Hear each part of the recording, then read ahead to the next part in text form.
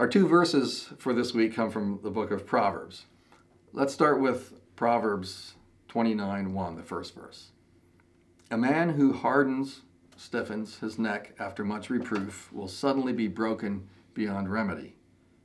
Another translation says, he who hardens his neck and refuses instruction after being often reproved, corrected, will suddenly be broken beyond repair. The contemporary English version says, if you keep being stubborn after many warnings, you will suddenly discover you've gone too far. So how do we apply this? What do we take from this? We have a great example in 2 Kings chapter 17. The nation of Israel was doing many things that displeased the Lord. They were serving idols. They were offering incense to false gods. And so God warned them. And we read, the Lord warned Israel and Judah through all his prophets and every seer, saying, turn back from your evil ways and keep my commandments and my statutes in accordance with all the law which I commanded your fathers, which I sent to you through my servants, the prophets. The Lord had warned Israel over and over and over again through all the prophets and the seers, that's the prophets, and telling them to stop their evil ways and their practices and to return to the God of their fathers. And this is what happened. This is what we read. But the Israelites would not listen, but they were as stubborn as their ancestors who had refused to worship the Lord their God. They ignored the Lord's warnings and commands, and they rejected the solemn agreement that he had made with their ancestors. They worshipped worthless idols, and they became worthless themselves. The Lord had told the Israelites not to do the things that the foreign nations around them were doing, but Israel became just like them. The people of Israel disobeyed all the commands of the Lord their God. The Israelites were determined to do whatever the Lord hated. The Lord became so furious with the people of Israel that he allowed them to be carried away as prisoners. Notice the words used to describe Israel's actions.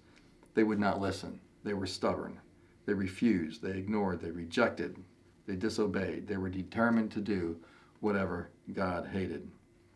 And God became so angry with the nation of Israel that he allowed them to be taken away as prisoners. That was God's severe judgment on them. They were so stubborn, they were so stiff-necked that God allowed their enemies to capture and take them away. This was just because they refused to listen to the warnings of God. Let's go to the next memory verse, Proverbs 29:11. A fool always loses his temper, but a wise man holds it back. Or another translation says, a short-sighted fool always loses his temper and displays his anger, but a wise man uses self-control and holds it back.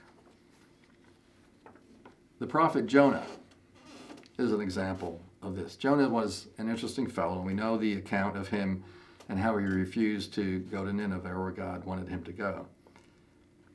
He had a big problem with anger. And when God chose not to destroy the city of Nineveh, Jonah became angry. And he begs God to let him die. And God asks him, do you have right to be angry? And in that situation, the text doesn't tell us whether Jonah replied or not. And then God appointed a plant to give Jonah shade, and Jonah was happy. And then God appointed a worm to kill the plant, and Jonah was angry. And then God brought a hot, scorching wind to make it hot for Jonah.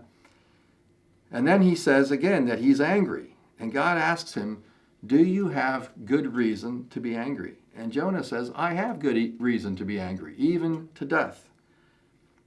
I'm not sure how much Jonah had learned since chapter 1 when he was refusing to obey God, not go to Nineveh, and he was in the belly of this fish, and there he was begging for his life. We're not told exactly how the narrative ends. We're kind of left hanging.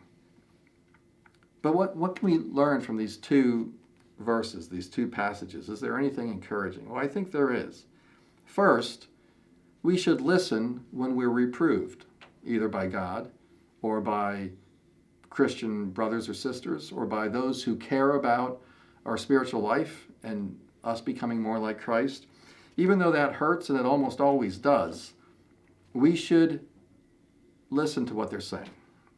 And secondly, before we express ourselves, let's remember to be slow to anger. God is slow to speak, and we should be slow to anger, quick to hear and slow to anger. So as we work on these two things, quick to listen, slow to anger, I believe God will give us the grace we need to grow more and more into his likeness.